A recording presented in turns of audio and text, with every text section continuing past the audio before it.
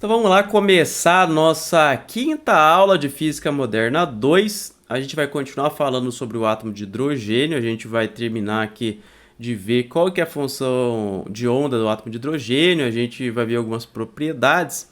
Mas primeiro vamos relembrar o que foi que a gente fez na aula anterior. Lembrando, a gente está trabalhando com o átomo de hidrogênio e a gente está tentando encontrar a função de onda dele através da equação de Schrödinger. Então, o que a gente fez? A gente escreveu a equação de Schrödinger em coordenadas esféricas, ou seja, a gente vai dizer que a nossa função de onda psi ela é uma função de r, de θ e de φ.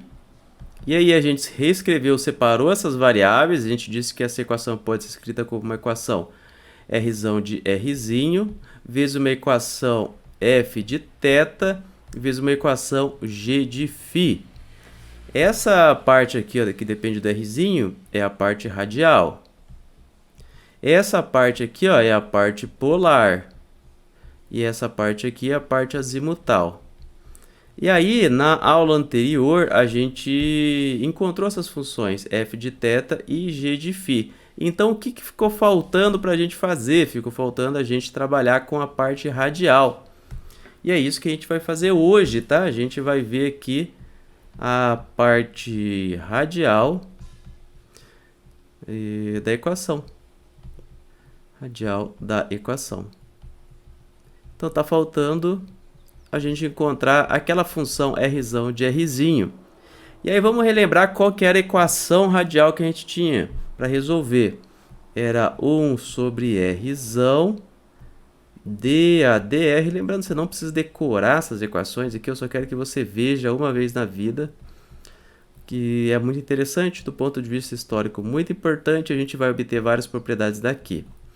Mais 2mr ao quadrado dividido por h cortado ao quadrado, que multiplica e vezes 1 sobre mais aqui, mais 1 sobre 4π epsilon 0 e quadrado sobre r, esse aqui é o v, né? Esse aqui é o v de r, esse termo que apareceu aqui, igual ll mais 1. Da onde que vem o ll mais 1?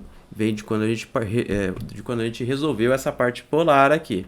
Daqui que vem essa constante, esse valor constante que tem esse novo número quântico orbital.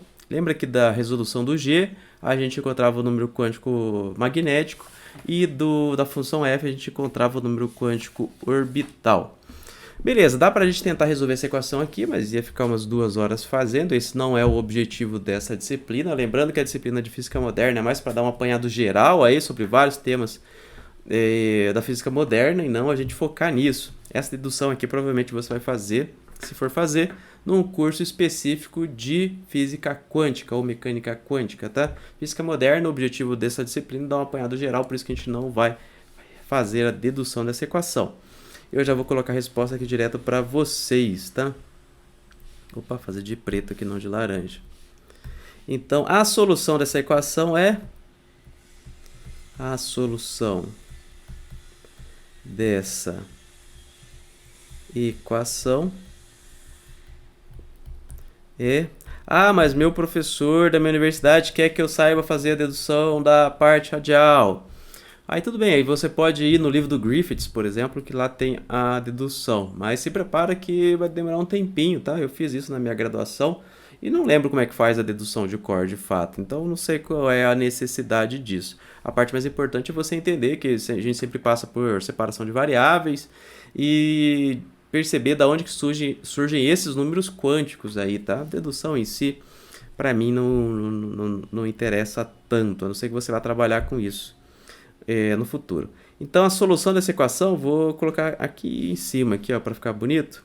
Equação importante. Então, essa função r, ela vai depender de dois números quânticos, de um nzinho e do l que a gente já tinha. Ela é uma função do rzinho, da variável rzinho.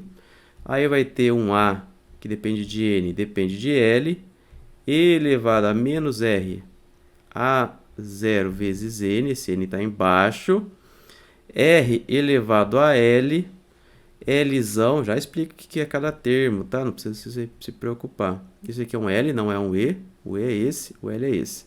L minúsculo, L maiúsculo. E esse L é uma função de R sobre A0. Então, essa é a solução da parte radial para o átomo de hidrogênio, tá?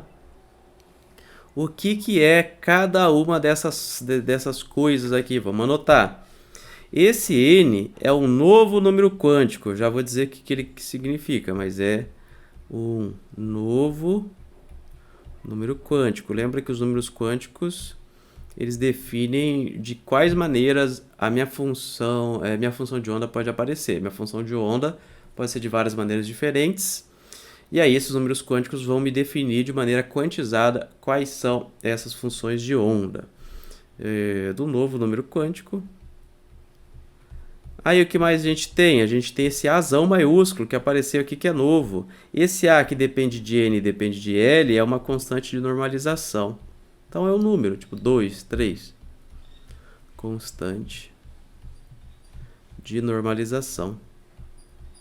Normalização. O que mais que a gente tem aqui que apareceu? Esse A0. Esse A0 você lembra lá do modelo de Bohr. Esse A0 é o raio de Bohr. O raio de Bohr. Quanto que vale o raio de Bohr? O A0 ele é igual a 4π ε0 h cortado ao quadrado dividido por m e elevado ao quadrado. E isso aqui dá pra gente igual a 0,0529 nanômetros. Nanômetro é 10 na menos 9 metros. É isso, né? Também não precisa saber de cor aqui, meio angstrom. Tá, mas e na prática, o que significa esse raio de Bohr aqui, esse tamanho ele equivale ao quê? Se você pegar um átomo de hidrogênio com um elétron no estado fundamental, ou seja, é um átomo que está na menor energia possível, o raio de Bohr aqui vai ser o lugar mais provável de você encontrar esse elétron, a distância em relação ao núcleo, de onde existe a maior probabilidade de você encontrar esse elétron. Ou seja, o raio de Bohr ele é aproximadamente o tamanho de um átomo de hidrogênio. Você pode pensar dessa maneira, tá? O tamanho é metade, né? Porque é um raio. Então, 2 vezes isso vai dar aproximadamente o tamanho do átomo de hidrogênio, no sentido que a gente está acostumado a pensar. Então, beleza, aqui ó, faltou o L, não é isso? Faltou o L, o Lzão. O Lzão é um polinômio de Laguerre, que a gente chama. Polinômio de Laguerre. Ou Laguerre. Não sei, suponho que seja francês aí, mas eu não tenho certeza. Então essa é a solução da parte radial do átomo de hidrogênio e a gente vai trabalhar com ela um pouquinho. Tem mais alguns detalhes aqui sobre essa solução. Porque essa solução ela não existe sempre, tá? Existem alguns critérios para que exista a solução dessa equação aqui, ó. Existem alguns critérios para que exista a solução dessa equação aqui. É igual quando a gente encontrava a raiz de número negativo. Lembra que a gente falava que lá no ensino médio, falava que não tinha solução real, pelo menos? É mais ou menos nesse sentido. Não dá para você resolver sempre essa equação se você não tiver valores, vamos dizer assim, valores que permitam que a solução tenha, valores que a equação tenha solução. É mais ou menos naquele mesmo sentido do raiz negativa que a gente vê lá no ensino médio. Então, o que a gente vai fazer aqui? Ó? Vou escrever aqui o título dessa sessão, que a gente vai falar sobre o Nzinho, mas isso tem a ver com o que eu estou falando para vocês, dos critérios para existir solução. A gente está falando do número do Nzinho, nessa sessão aqui, e o nome do Nzinho é o número quântico principal. Então, o Nzinho é o número quântico principal.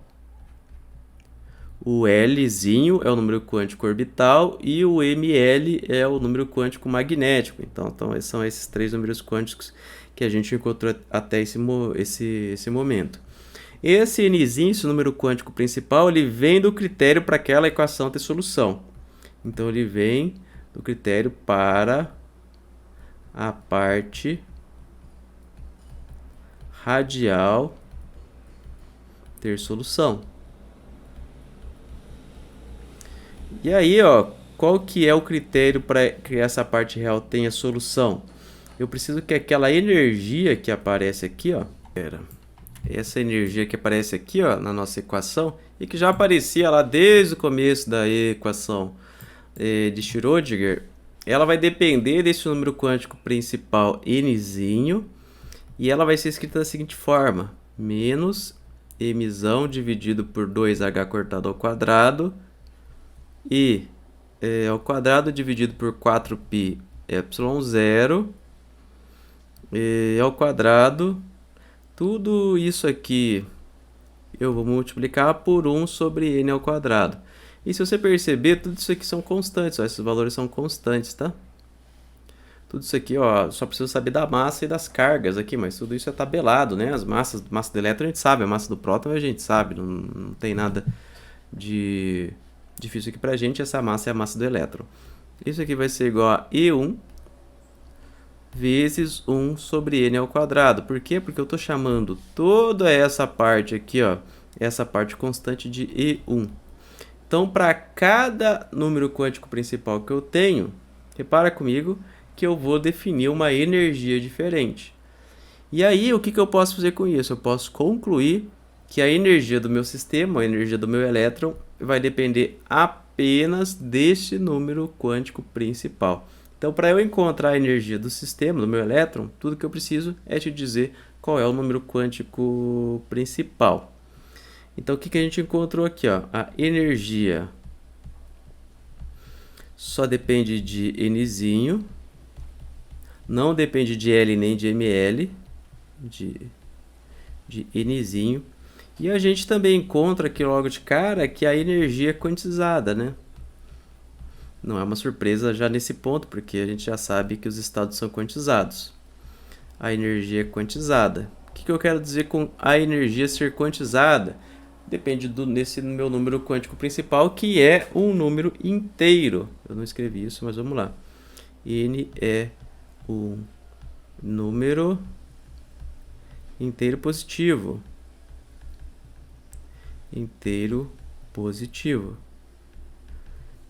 Pode ser zero? Não pode ser zero, porque senão, olha aqui, a energia vai para o infinito. Se o n for zero, o n começa no 1, e ele é um número inteiro, é 1, 2, 3, e assim por diante. Esse E1, olha que incrível, esse E1 é igual a menos 13,6 elétron-volts, que é exatamente a energia fundamental do átomo de hidrogênio prevista pelo modelo de Bohr e que a gente já encontrava experimentalmente antes. Então a gente consegue reproduzir. Se você voltar lá no modelo de Bohr, você vai ver que a gente encontra exatamente essa equação. A equação era a seguinte, ó, a energia dos níveis do átomo de hidrogênio vai ser igual a menos 13,6 vezes 1 sobre n ao quadrado. Era isso que a gente encontrava lá para o átomo de hidrogênio utilizando o modelo de Bohr. E aqui a gente encontra de novo isso. Por quê? Porque tem que encontrar mesmo, né? Porque a equação de Schrödinger tem que reproduzir a realidade, não moldar a realidade, né? Ela tem que fornecer para a gente os resultados que a gente já conhece. E às vezes alguns novos, mas ela não pode contradizer o que a gente sabe que existe, né? Senão seria um modelo que não funciona. Outro critério para a solução para existir solução, eu tenho que o L, o número quântico orbital, ele tem que ser menor do que o N. Então, o que a gente encontrou aqui? Ó? Resumindo essa parte aqui, ó. A gente encontra que para a nossa equação de Schrödinger, para a parte radial, ela ter solução, a minha energia tem que ser escrita dessa forma aqui, ó, onde n é um novo número quântico e a gente chama ele de número quântico principal. E a gente percebe que a energia só vai depender desse nzinho, desse número quântico principal. E a gente também vê que a energia é quantizada porque o n é um número inteiro, então a gente só pode trocar a energia de 1 em 1, né? N1, N1, N igual a 1, N igual a 2, N igual a 3. E a gente também percebeu aqui, ó, que os níveis de energia batem exatamente com o que a gente esperava que acontecesse para o átomo de hidrogênio. Outro critério aqui é que o número quântico orbital, ele tem que ser menor do que o N. Então vamos resumir tudo que a gente encontrou sobre o nosso átomo de hidrogênio até agora. Então, resumindo, a gente encontrou 3 números quânticos diferentes. O ml, que é o número quântico magnético. A gente encontrou também o L, que é o número quântico orbital. Quântico orbital. E a gente acabou de encontrar através da parte radial aqui o Nzinho, que é o número quântico principal. Quântico principal. E apesar de eu não solicitar para vocês que decorem a dedução ou que saibam fazer, essa parte é a parte importante que você tem que saber. Tem que saber quais são os números quânticos e o que significa cada um dos números quânticos. E é isso que a gente vai trabalhar agora. A gente vai tentar te dar um feeling sobre o que quer dizer cada um desses números quânticos. Lembrando que a gente está fazendo o quê? A gente está entendendo as propriedades da natureza, a gente está entendendo as propriedades dos átomos. Você pode pensar o seguinte, que é só uma letrinha que vale de 1, 2 ou 3, mas essa letrinha que vale de 1, 2 ou 3, ela reproduz o íntimo do átomo, o íntimo da matéria do nosso universo. A gente consegue descrever matematicamente um átomo utilizando esses númerozinhos aqui. É uma coisa incrível aqui. E quando eu mostrar para vocês os orbitais, eu vou mostrar para você os orbitais daqui a pouco, você vai ver como é bizarro e incrível isso que a gente acabou de deduzir. E é incrível que uma equação consiga representar tudo isso, a equação é uma ferramenta que consegue fornecer para a gente esses dados aqui, e eu acho isso incrível. Mas antes de a gente ver os orbitais, vamos só entender como é que a gente vai construir a nossa função de onda. Vamos lembrar, nossa função de onda agora, ela vai depender de 3 números quânticos, do N, do L e do ML. A gente escreve geralmente nessa ordem, tá? O primeiro que aparece aqui é o número quântico principal, o segundo número quântico orbital e o terceiro número quântico magnético. Tá meio que em ordem de importância aí, tá, gente? E aí, essa função de onda, que eu não escrevi ela inteira em nenhum momento, mas é só você multiplicar. Você multiplica pela parte radial, que tá aqui, ó. A parte radial, essa vermelhinha. Opa. Multiplica ela pela parte polar. E aí a parte polar vai depender só de... Opa, tá muito grande esse L ali. Vai depender só de L e de ML. E aí você multiplica pela parte azimutal, que é o G, que vai depender só de ML. Não depende de L. E aí a gente tem a nossa função de onda aqui, independente do tempo, né? Lembra que para você encontrar a função de onda dependente do tempo, aí você tem que multiplicar pelo aquele φzão lá que a gente tinha antes. Lembrando que esse φ não é a parte azimutal, tá? Volta lá nas primeiras aulas que a gente fez essa deduçãozinha. Em relação a esses números quânticos, eles podem ter qualquer valor? Não podem. Lembra que a gente viu que o L, por exemplo, L ou ML, se o L for 1, eu vou... L igual a 1, eu vou ter que o ML vai ser igual a menos 1, ou 0 ou 1. Se o L for igual a 2, o ML pode ser igual a menos 2, menos 1, 0, 1 e 2. Opa, por que eu estou colocando aqui embaixo, né? Se o L for igual a 2. Meu Deus do céu.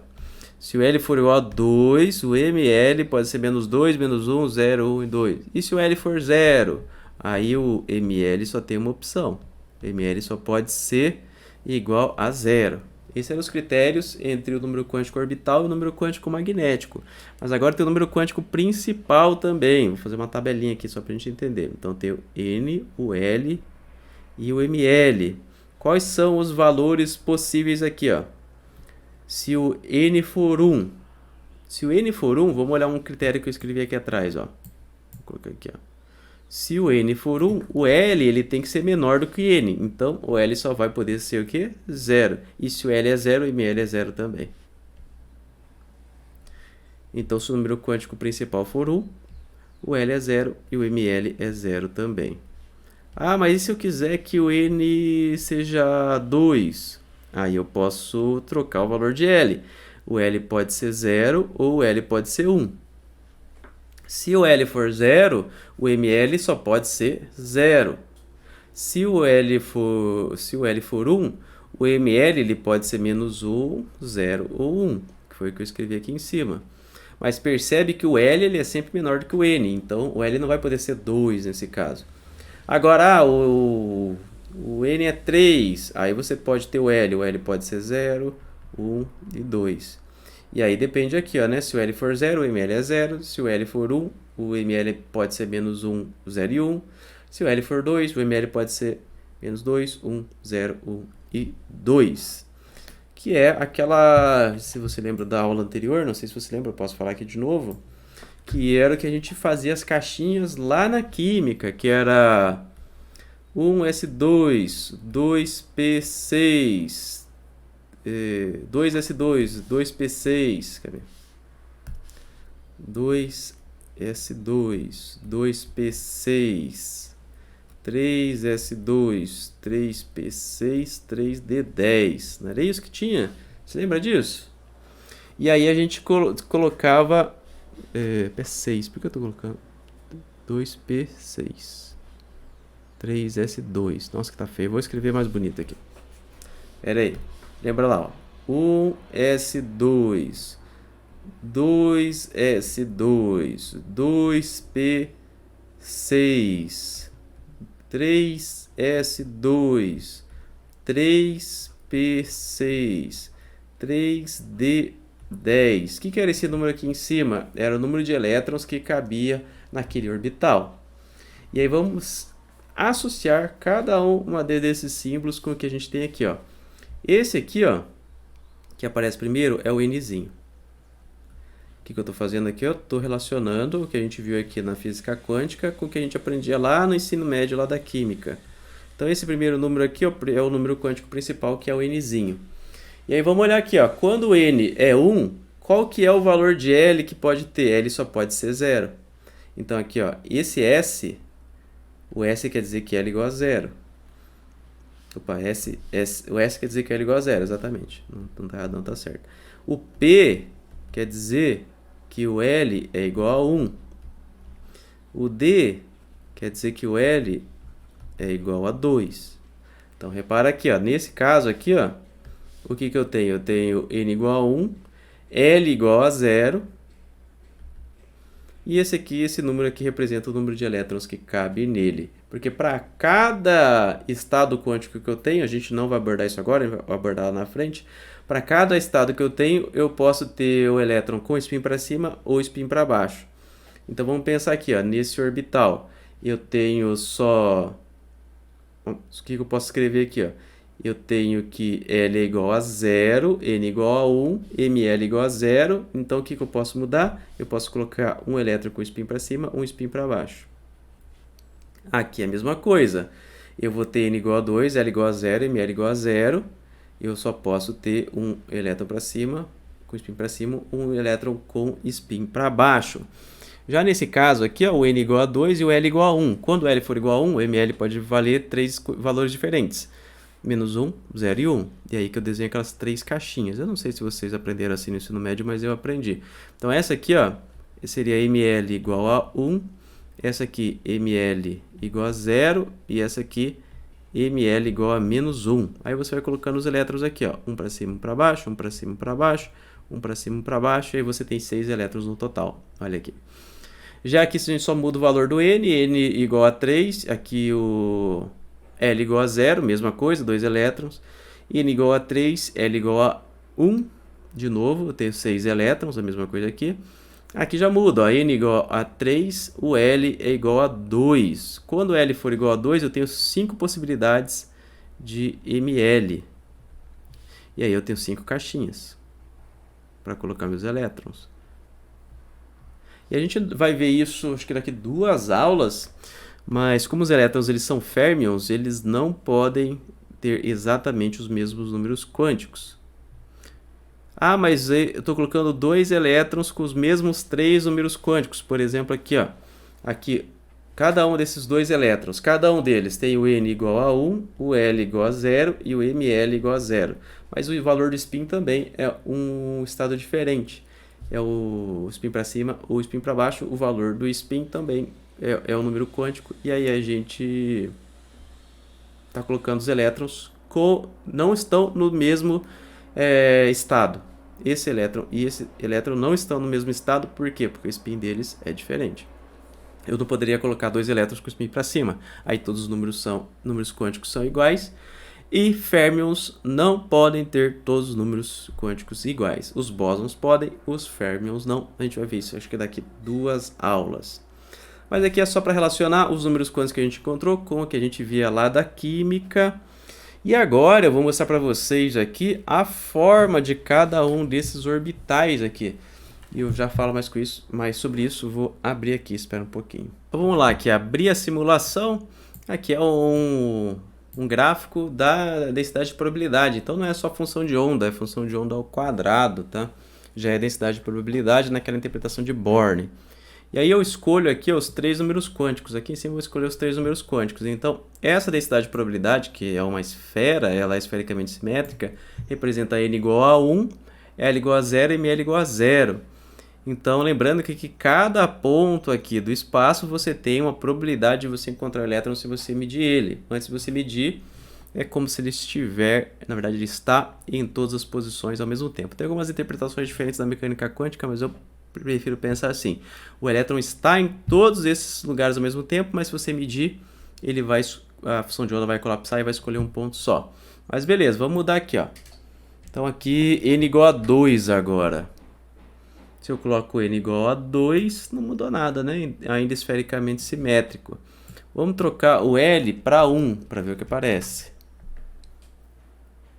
Aí já fica um pouco mais interessante aqui, ó. Olha só o que virou. Virou tipo aqueles halteres do pessoal que faz exercício de bíceps. Então você percebe que os orbitais atômicos aqui, ó, eles são bem diferentes, né? Os orbitais do átomo de hidrogênio. Mas esse aqui é o ml igual a 0. Se eu pego o ml igual a 1, aí o que acontece? Meu elétron está nessa forma aqui de rosquinha aqui, né? Olha só. Como é que ele vai estar. Olha como é diferente. Olha como não faz sentido aquela história do elétron circulando ao redor do núcleo atômico, né? Aqui, ó. Bom, quando você vê o formato de rosquinha, até você podia imaginar. Ele está girando aqui, ó. Mas agora, se você tem, por exemplo, esse aqui, ó. Vamos pegar. N igual a 3. Ele demora assim para fazer o cálculo, tá? O cálculo é complexo. Agora me explica isso aqui, ó. Ixi, eu preciso até deixar ele maior aqui, ó. Pera aí. Mostrar mais. Me explica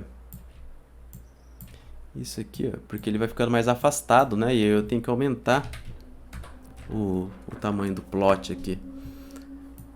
Agora, como é que você me explica isso aqui, ó? Você tem uma região de grande densidade aqui no centro e depois você tem mais um anel aqui em volta. Ou então vamos pegar aqui, ó, 3, 2, 1, vamos ver o que aparece.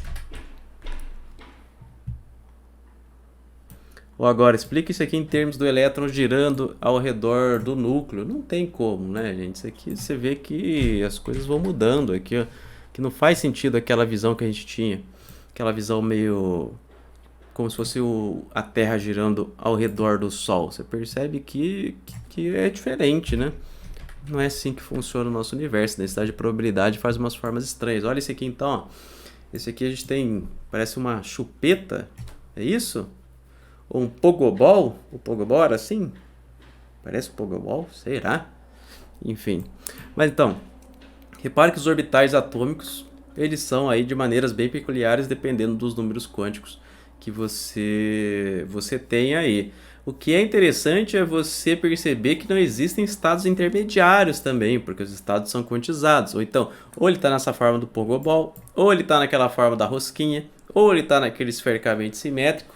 E é assim que o nosso universo se comporta. Então, olha que interessante aqui os orbitais atômicos que a gente tem. Essa parte aqui da dedução do átomo de hidrogênio a gente meio que encerra aqui, meio que, né, a gente terminou, que a gente avançou um bom tanto. E aí agora a gente vai ver algumas outras propriedades que a gente consegue extrair com essas informações que a gente tem até agora. A gente vai falar um pouco mais sobre o número quântico angular, a gente vai falar... O que mais que a gente vai falar hoje? É mais ou menos isso só, né? A gente só vai falar do número quântico angular e associar ele com o momento angular. É basicamente isso que a gente vai fazer agora. Vou só fazer uma pausa aqui, fechar tudo e já continuo. Então vamos aqui continuar a aula de hoje. Agora a gente vai aplicar o momento angular, a gente vai ver o momento angular e analisar o momento angular deste átomo de hidrogênio. Mas primeiro vamos lembrar como que qual era a definição, né, de momento angular lá da física 1. A gente encontrava o momento angular, vetor momento angular, como R vetor P. Aqui era o produto vetorial. Para a gente só fazer genericamente essa conta, encontrar de maneira genérica esse momento angular, eu vou escrever esse vetor R como um x na direção I chapéu, mais um y na direção J chapéu, mais um z na direção K chapéu. Estou só escrevendo esse vetor de maneira genérica, tá? E o momento linear, vetor momento linear, vai ser um px na direção I chapéu, mais um py na direção J chapéu, mais um pz na direção K chapéu. Então, para eu fazer esse produto vetorial, R vetor P, é só eu encontrar o determinante da matriz, I, JK, aí chapéu, né? Aí eu coloco as componentes do primeiro vetor que aparece, do vetor R, ou seja, x, y, z. E depois o segundo vetor, px, py e pz. Aí é só você encontrar o determinante da matriz. É só você multiplicando nas diagonais, né? E quando você volta, quando você vai da direita para a esquerda, você inverte o sinal. Aquele jeito bem tradicional que você sabe fazer. Então vai dar y, pz e chapéu, mais z, px, j chapéu, mais x, py, k chapéu, menos y, px, k chapéu, menos z, py e chapéu, e menos x, py, j chapéu. Se eu não errei nada, é isso da pz, né? xpz, eu já estava errando aqui, estou fazendo esse aqui agora. XPZ, J chapéu. É só você conferir que você não pode ter o mesmo índice em cada termo. Por exemplo, esse termo aqui ó, tem Y, Z e X, né? Que representa as coordenadas, né? Você tem que misturar as coordenadas. Você não pode ter dois elementos tipo PX e I chapéu, ou XPX. Isso você não pode ter. Então, são sempre distribuídos aqui, um de cada em cada termo. Não sei se vocês entenderam. Por exemplo, esse aqui, ó, esse aqui tem uma partezinha de x, uma partezinha que representa o y e uma partezinha que representa o z. Todos os termos são assim no produto vetorial.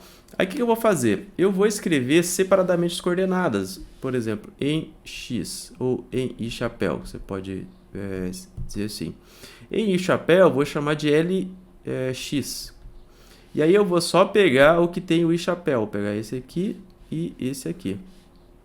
Então, ele vai ser igual a y pz menos zpy. Então, essa é a componente em x do momento angular. Já o ly vai ser igual a z px menos xpz. O que isso tem a ver com o átomo de hidrogênio? A gente já vai aplicar isso aqui no átomo de hidrogênio. Segura lá. O LZ vai ser igual ao XPY menos YPX. Então, são esses componentes do momento angular. Só que o que acontece? A gente viu lá atrás que o momento linear, o operador momento linear, ele pode ser escrito de uma maneira diferente na mecânica quântica. Então, vamos escrever isso, porque senão depois você esquece. Nós podemos obter o operador momento angular quântico,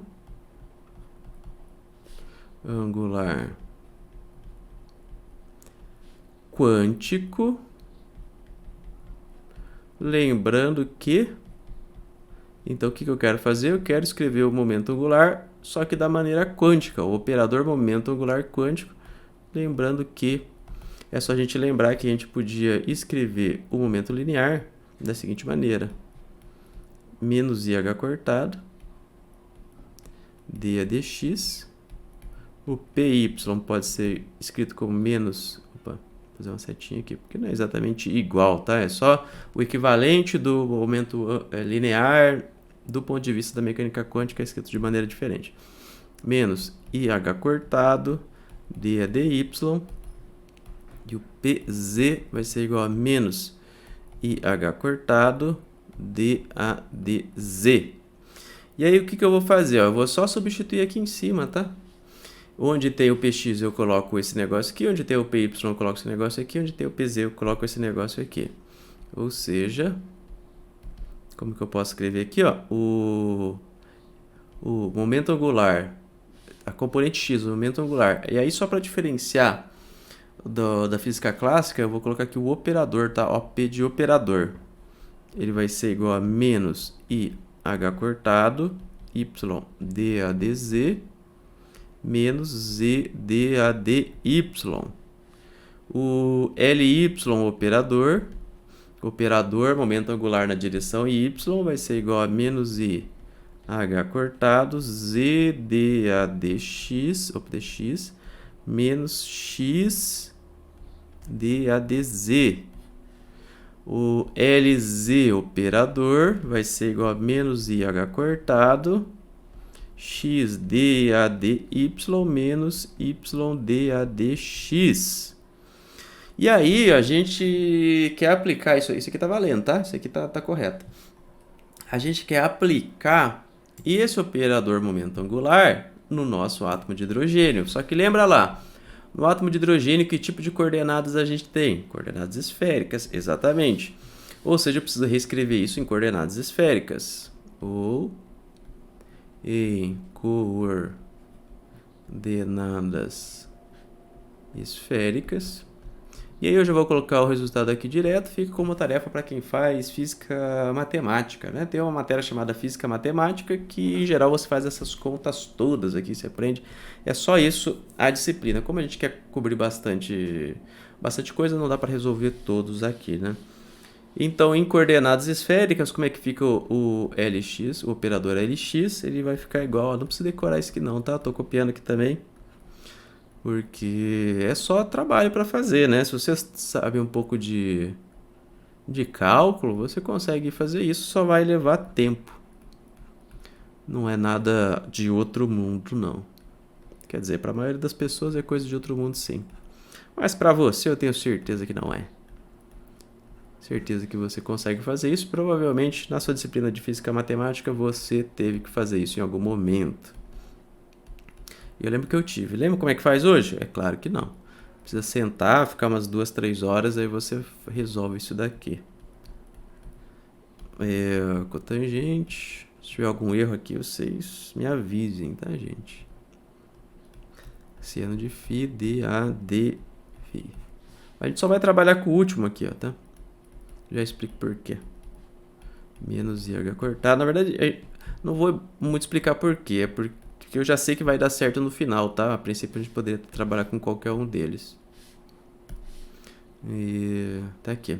Você vê que tem uma diferença boa do LX e LY para o LZ, né? O LX e o LY, eles são razoavelmente parecidos, né? Muda um pouco aqui o seno pelo cosseno, mas beleza. Já o LZ ele é completamente diferente. Por que isso acontece? Por conta de como a gente define as nossas coordenadas esféricas, de como a gente definiu o θ e o φ. Eles giram em torno do z, tá? O θ ele gira em torno do z. Faz assim, ó, né? Em torno do z. Deixa eu z para cima. Então, por isso que dá essa diferença aí. Não é porque eu usei especial. Na realidade, a gente impõe que usei especial quando a gente define as coordenadas esféricas. Então, por isso que dá essa diferençazinha aqui. Não é nada por nenhum milagre, não. É só a maneira com que a gente definiu as coordenadas esféricas aqui. E aí, beleza.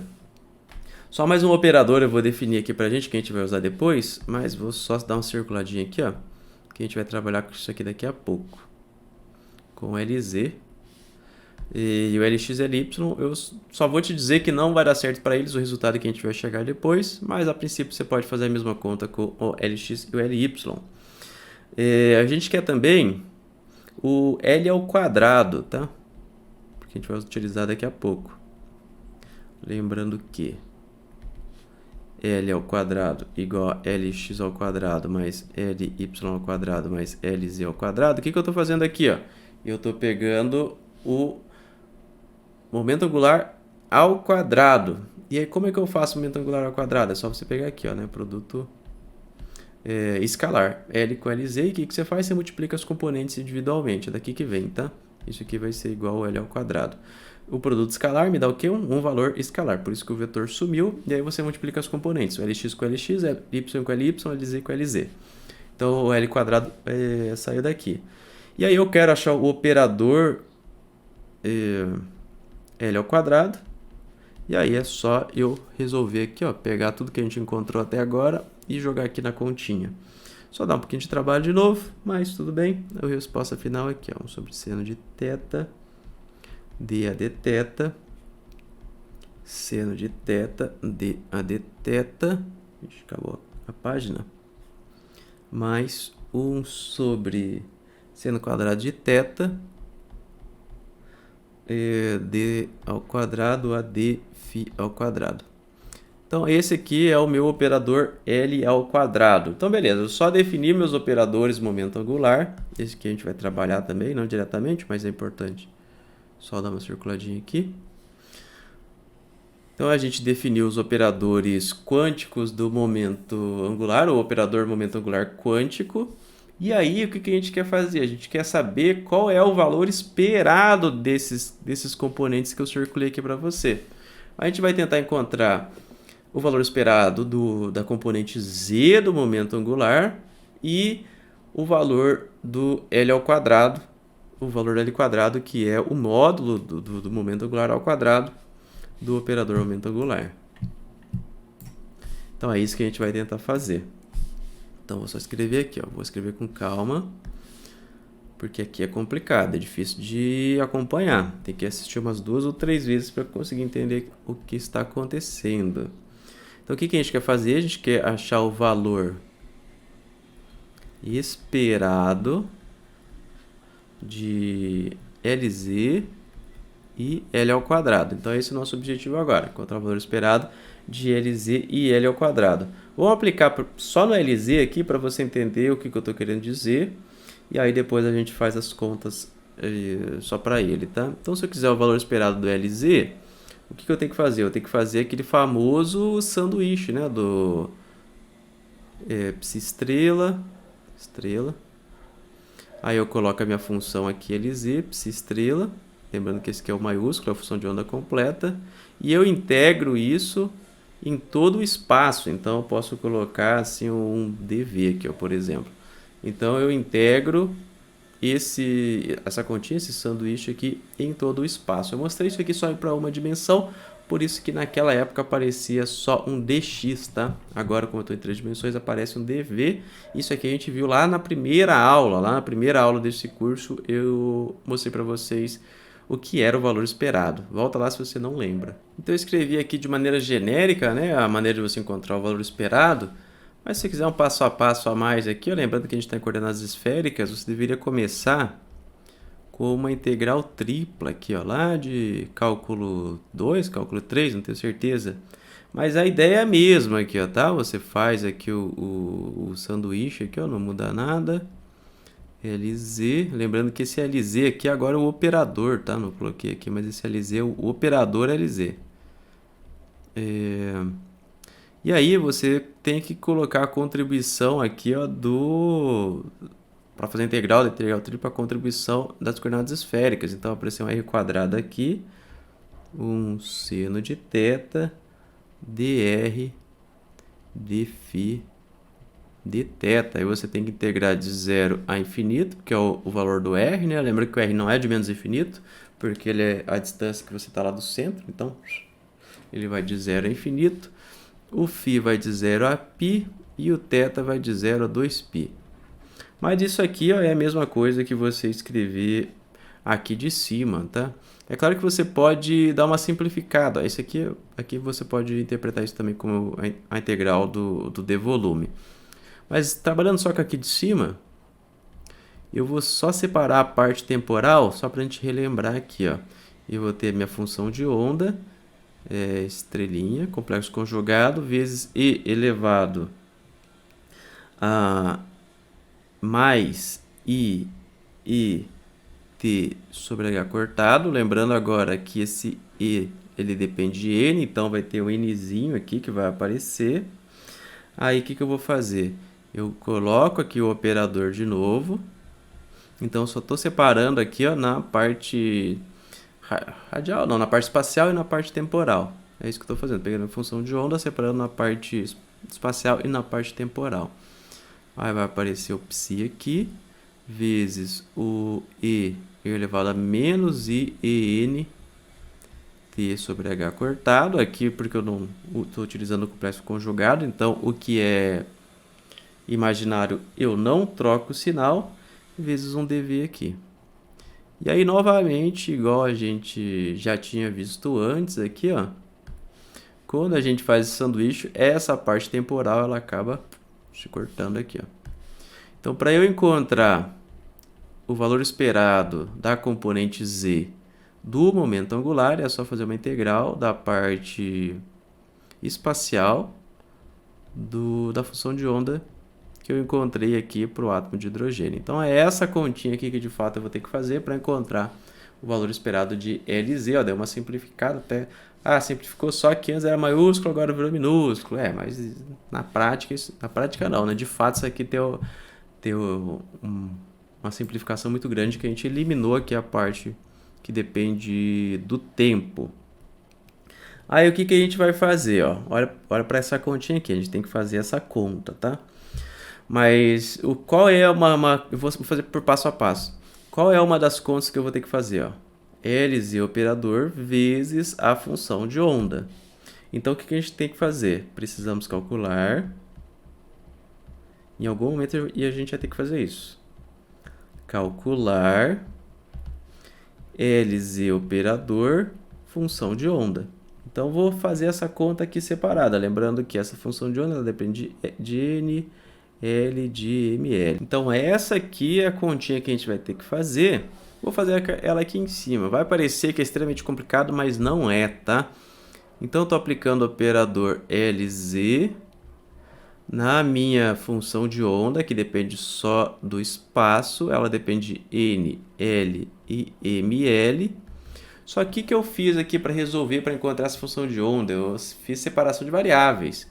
Então, essa minha função de onda ela pode ser dividida em 3 funções diferentes.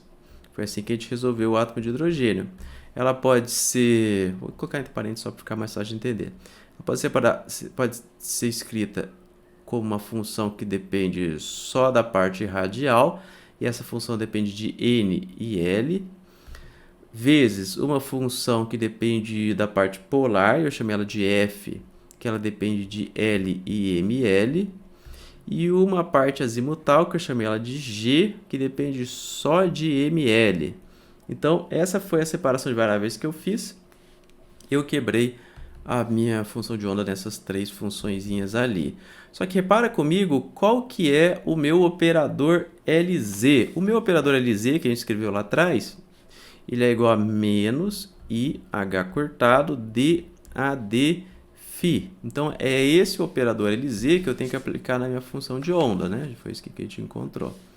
Então, essa função aqui vai ser aplicada no R, que depende de N, depende de L, no F, que depende de L, depende de ml, e no G, que depende de ml. Só que, se você lembra, se você não lembra, é só consultar lá atrás, essas duas funções aqui, elas não têm a parte azimutal, elas não dependem de φ. Então, o que eu posso fazer? Posso tirar para fora aqui da minha derivada. Então, como é que vai ficar isso aqui? Ó? Agora eu vou omitir aqui os números quânticos, porque não muda mais, tá? Então, o R sai para fora. Então, vou escrever aqui, ó. Vou tirar para fora inteiro. R vezes o F, e que vai multiplicar o menos IH cortado DAD φ de G. Então, é essa conta que eu vou ter que fazer aqui, ó. Então, é só substituir a função G que a gente encontrou e terminar a conta. Vai ser bem simples, olha só. Vai ficar R vezes o F vezes menos IH cortado DAD φ. Quanto que valia o G? Vou até escrever em outra cor aqui, só para diferenciar. era E elevado a ml vezes o φ.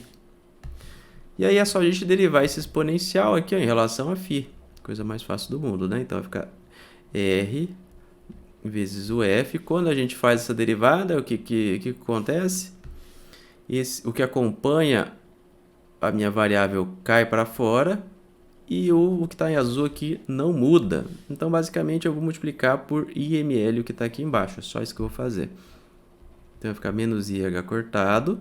Isso aqui vai ser multiplicado por IML. E aí, sobra a função igual ela era antes. Não muda, né? IML φ. Posso simplificar isso daqui. Vai ficar assim, ó. Deixa eu tirar o mouse da frente. RF. Olha aqui, ó. Menos I. Não, I vezes I menos 1. Menos com menos, mais, né? Então, vai ficar só o H cortado vezes o ml vezes o E elevado a I ml φ. Só que agora, o que eu vou fazer? Ó? Repara que isso aqui é o G, né? Então, eu posso trocar isso aqui para G de novo. Ele pode voltar a ser G. Então, vai ficar R vezes o F vezes H cortado ml vezes o G. Vou só rearranjar os termos aqui. Vai ficar assim, ó.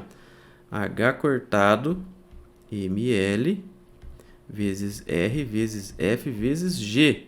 R vezes F vezes G, o que é? É a própria função de onda que eu tinha antes. Então, vai ficar H cortado ml vezes o psi que eu tinha antes. Ou seja, o que eu encontrei aqui?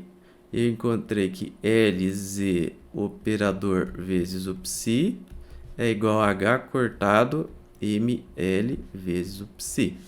Então, anote isso aqui vai ser importante, a gente vai utilizar depois, tá?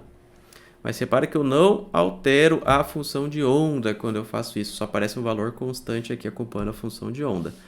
Mas beleza, o que a gente quer fazer? A gente quer resolver o valor esperado do LZ. É isso que a gente está tentando fazer agora. E aí, o que a gente vai ter que fazer? Terminar a conta, né? Lembrando, que conta que é o que eu quero fazer? Eu quero encontrar o valor esperado de LZ e ele vai ser igual à integral do psi estrela, LZ operador, do psi. É isso que eu quero fazer em todo o espaço, né? Essa conta eu acabei de fazer. Esse aqui é o que a gente encontrou aqui embaixo. Ou seja, o que sobrou? Uma integral de psi estrela vezes H cortado ml vezes o psi vezes o dv.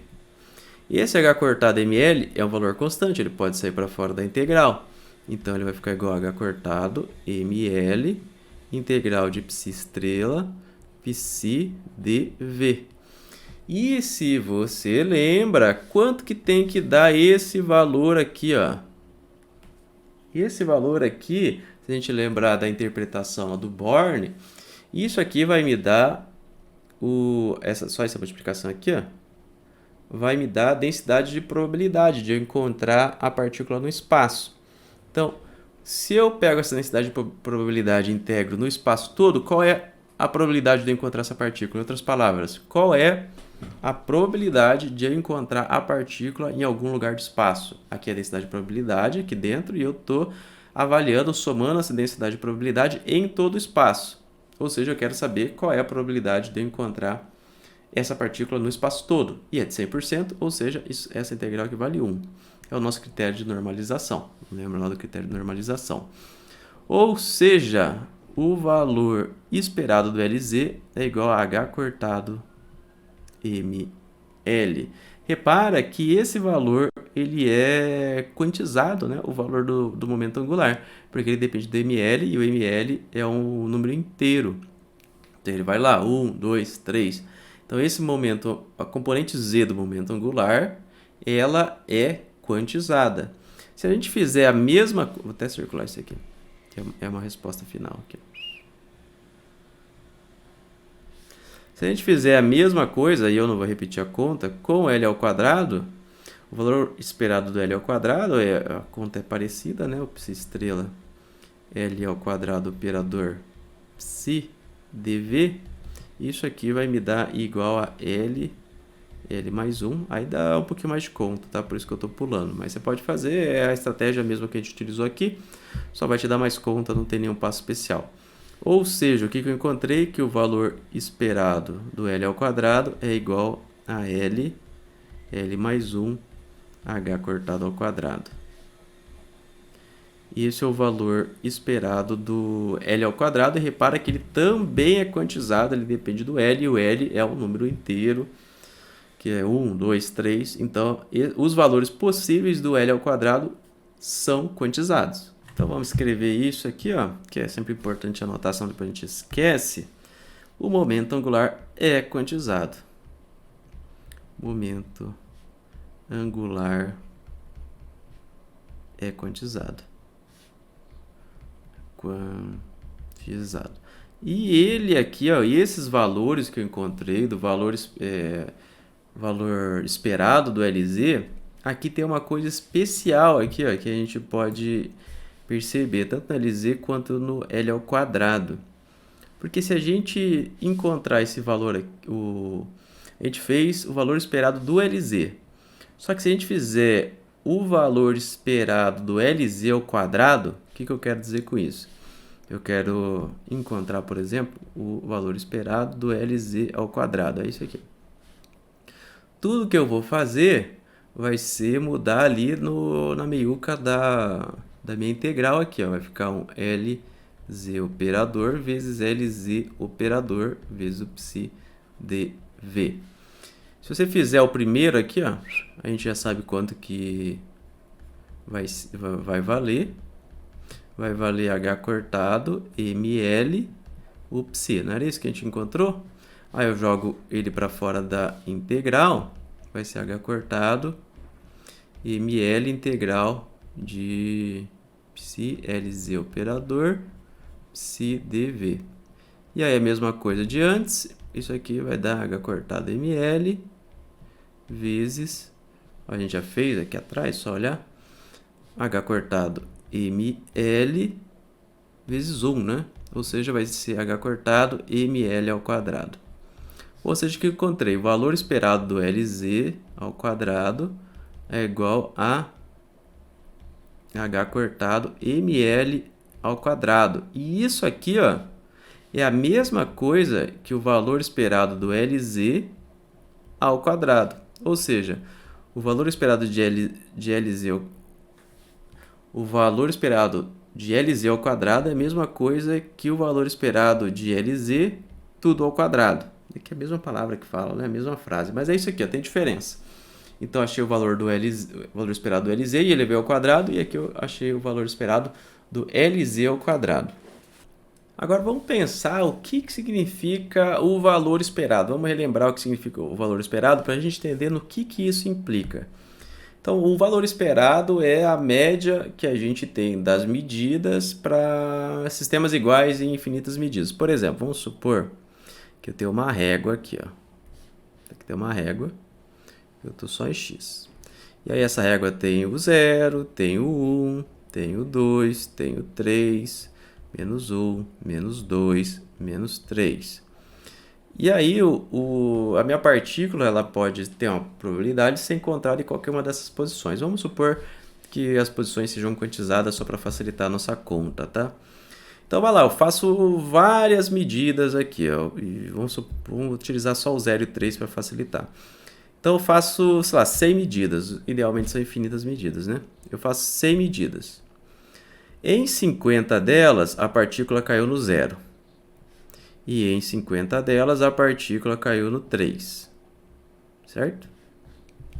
Então, como é que eu vou fazer o valor esperado? Aqui o valor esperado vai ser igual a 50 vezes 0, mais 50 vezes 3 dividido por 100. Isso aqui vai dar para a gente 1,5. Então, o valor esperado vai ser aqui no 1,5. Que ele vai me dar aqui, ó, se a gente fizer na média a partícula vai estar nessa posição. Apesar de nunca ter estado lá, como metade foi no 0, metade foi no 3, ela está aqui na metadinha. Beleza? Agora vamos pensar o seguinte, isso que eu escrevi é o valor do valor esperado do x, né? 1,5. Se eu pegar o valor do x esperado e elevar ao quadrado, vai me dar 1,5 ao quadrado. Quanto que é 1,5 ao quadrado, gente? 1,5 ao quadrado é 2,25, é isso? Vamos conferir aqui a conta rapidinho, só para não falar besteira para vocês. Acho que é 2,25, né? Vamos fazer aqui igual 1,5 ao quadrado, 2,25. Agora vamos pensar o que acontece se eu fizer o x quadrado, o valor esperado do x ao quadrado, não o valor esperado ao quadrado, o valor esperado do x ao quadrado. Então, cada um desses eu vou ter que elevar ao quadrado. Então, a conta vai ficar assim, ó. 50 vezes 0 ao quadrado, mais 50 vezes 3 ao quadrado, dividido por 100. Isso aqui agora deu 4,5. É isso, né? 4,5. Ou seja, o valor esperado do x ao quadrado deu 4,5. Repara comigo que deu diferente aqui, né? Isso aqui, ó, então, repara que deu diferente, tá? Mostrei para vocês que deu diferente. E para o momento angular, para a componente z do momento angular, e para a componente o L ao quadrado, isso aqui é verdade. Essa igualdade aconteceu. Qual que é a única maneira disso ser verdade? Em outras palavras aqui, o que precisa acontecer para que o x quadrado, x médio, x esperado ao quadrado seja igual ao x ao quadrado esperado? Para isso acontecer, todas as vezes que eu medir a partícula, ela tem que cair no mesmo lugar. Então, eu garanto, percebendo que L quadrado valor esperado de Lz ao quadrado, percebendo que o valor esperado de Lz ao quadrado é igual o valor esperado de Lz ao quadrado, percebendo que essa igualdade existe, eu tenho certeza que o valor do Lz vai ter que ser, toda vez que eu medir, ele vai ter que ser o mesmo. Ele vai ter que ser H cortado ml. Então, eu tenho garantia sobre esse valor. Então, H cortado ml é sempre o valor de Lz. E L vezes L mais 1 H cortado é sempre o valor de L ao quadrado. Então, além de ser quantizado esse valor, ele é sempre o mesmo. Então, não importa quantas medidas eu fizer, ele vai me dar sempre o mesmo valor, vai cair sempre no mesmo lugar. Diferente daqui, ó, ou então mesmo da posição, se a gente imaginar o átomo de hidrogênio, a função do átomo de hidrogênio que a gente desenhou, que era tipo aquelas nuvenzinhas, que existia uma probabilidade diferente de cair em cada posição, aqui não. Aqui, quando você medir o valor de Lz ou o valor de L quadrado, ele sempre vai dar o mesmo. Ele não vai sair um pouquinho para o lado, um pouquinho para o outro, tá? Isso aqui é uma propriedade especial do momento angular. Não só do momento angular, tá? Mas é uma propriedade aqui do Lz e do L ao quadrado. E isso ele pode ser escrito de uma maneira muito mais fácil de você entender e que a gente utiliza bastante na mecânica quântica, que é a noção de autovalores. Autovalores. Isso aqui é um A, né? Parece um φ, mas é um A. Autovalores e autovetores. Vetores. Lembra como que estava aquela continha aplicando LZ? LZ operador no psi? Ele não dava aqui, ó, H cortado ml psi? Não era isso que acontecia? Agora eu vou reescrever isso aqui, ó, da seguinte maneira. Vai ficar assim, ó. Vou até fazer em outra página, porque isso aqui é bem importante. Ele vai ficar assim, ó. O modelo que a gente vai escrever, isso aqui o que eu vou escrever agora não vai substituir isso aqui. É só o modelo, tá? É uma plataforma pra gente, e a gente pode colocar o que a gente quiser. Vai ficar assim, ó. A psi é igual a Azinho psi. Ó, primeiro compara aqui, você compara para você entender o que eu estou escrevendo aqui, ó. Então tem várias coisas, ó. Esse azão é o que a gente chama de operador. E aí ele não precisa ser o LZ, tá? Ele pode ser vários operadores diferentes. Tem vários operadores que têm as mesmas propriedades. Esse aqui, ó, é a função de onda. Função de onda. Esse aqui é um número, tá? Esse azinho é um número, uma constante, um número. E isso aqui, de novo, é a função de onda. Mesma função de onda. É exatamente igual a mesma, tá? Mesma função de onda. Então, olha aqui, ó, eu vou substituir esse tipo de escrita aqui por esse tipo de escrita aqui. Então, o que a gente tem? Se isso for verdade, isso não vai ser verdade para todos os operadores. Se a relação acima for verdade, isso não é necessariamente verdade, tá? Porque às vezes quando você aplica esse operador na função de onda, você não tem a função de onda de volta, você modifica a função de onda. Isso aqui foi só uma coincidência porque a gente derivou uma função exponencial e a função exponencial derivada dela é basicamente ela mesma, né? Então você manteve a função de onda. Se a gente utilizasse o Lx, o Ly, isso aqui não aconteceria. Então se a relação de cima for verdade, a gente dá uns nomes especiais para o azão e o azinho. Para o azinho só na realidade, para a função de onda. Se isso for verdade, eu vou dizer que essa função de onda é um autovetor e esse azinho é um autovalor. E isso aqui que a gente está fazendo é a notação de Dirac, chama esse tipo de notação de Dirac. Ela é muito mais compacta, demora um pouquinho para você entender ela, mas depois que você pesca ela, a mecânica quântica fica muito mais fácil de você fazer. Lembra que lá na primeira aula eu escrevia coisas assim. O que isso quer dizer, tá? Eu vou escrever em palavras. Isso aqui é bom que você leia várias vezes para você entender. Isso aqui é super importante, demora um tempo para você pescar. Então vamos colocar aqui, ó, em palavras. O que eu estou fazendo aqui, ó? Aplicando o operador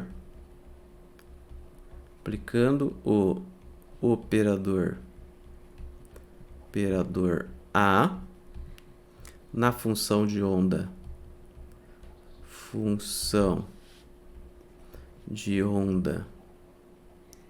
psi, obtemos o alto valor A. Então, o que a gente está fazendo aqui? Ó? A gente aplica o operador azão na função de onda e ela cospe para a gente o alto valor azinho. Isso, na nossa interpretação física, nós estamos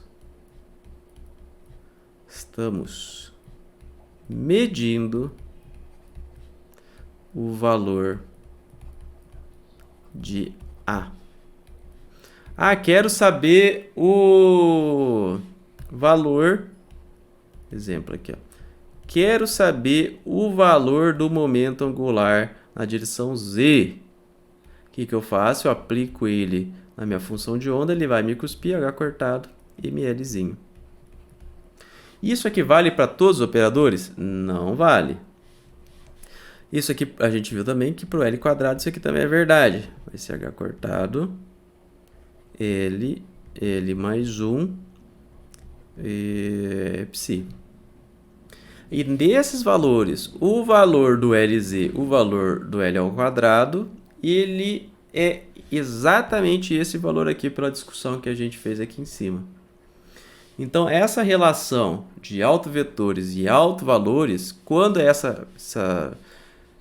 isso aqui for verdade, quando essa relação for verdade, eu consigo saber o valor do meu operador e eu sei que ele tem aquele valor único. Então, eu não vou ter incerteza em relação àquele valor. Então, não tenho incerteza em relação à componente Z, do momento angular e não tenho certeza em relação ao componente, não tenho certeza em relação ao módulo, ou seja, L ao quadrado. Se eu quiser saber o módulo do L, é só tirar a raiz quadrada, né? O valor esperado do L ao quadrado, eu tenho certeza que ele sempre vai ser esse valor aqui. Então, essa relação, quando essa relação for verdade, eu consigo medir, eu consigo saber com precisão infinita o valor daquela componente. Ah, mas e o princípio da incerteza? Onde que entra o princípio da incerteza aqui, ó? O princípio da incerteza vai aparecer quando eu quiser, por exemplo, medir a componente x. Aí, se eu aplicar aqui, ó, isso aqui não vai dar alguma constante vezes esse psi. Isso aqui não vai ser verdade. Ou seja, o que eu concluo? Isso aqui você pode fazer na mão, tá? É só você refazer essas contas que a gente fez aqui, ó. Só que com o Lx ou Ly. Quando você fizer isso, você vai perceber que você não pode escrever a conta dessa maneira. Ele não vai te cuspir uma constante. Então, o que isso significa? Significa que o valor esperado do Lx não é ao quadrado, não é igual ao valor esperado quadrado do Lx. Então, o valor do Lx ele vai ter uma incerteza aqui. Eu não tenho como saber o valor do Lx. O valor do Ly eu também não vou ter como saber, porque eu vou encontrar a mesma coisa para o Ly. Essa nuvenzinha é uma constante qualquer, tá? Então, o que a gente conclui aqui, ó? Que a gente consegue medir o valor do Lz, ou seja, H cortado ml é o valor da componente. Estou falando bem devagar aqui, gente, para você absorvendo. Componente Z do momento angular.